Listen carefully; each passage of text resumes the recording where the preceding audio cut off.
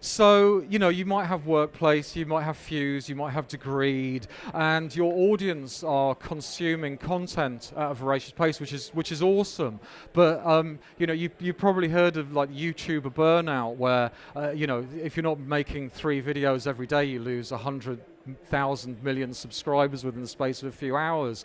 We're kind of reaching similar points, or we soon will be in L&D as well, because whilst it takes up, you could take 2, 3, 4 weeks, months to create a piece of video content, our audiences are consuming it within minutes. And we're at a similar sort of stage to that publishers experienced when we were in Web 1.0, where a lot of the publishers realized they couldn't really find a business model to support the amount of content creation that was required to keep their audiences engaged.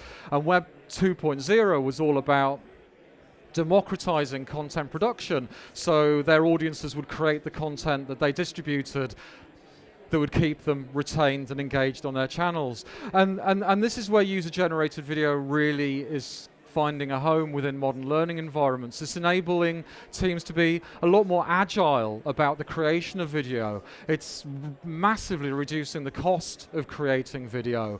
And it's enabling teams to put video into scenarios where video could never get into before. So the scope and range of where you can capture this content, where video can really dial down into the detail of how people are learning and the experiences they're having. So you can personalize the content that are people viewing through the the LXPs and the social learning spaces.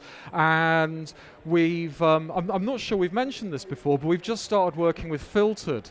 And as you know, Filtered, huge amount of data, and we were chatting to them, and what they realized was they were finding gaps, content gaps in sort of learning materials that were out there, and there was big gaps. So a lot of people searching for stuff, but there was no content to fill those gaps.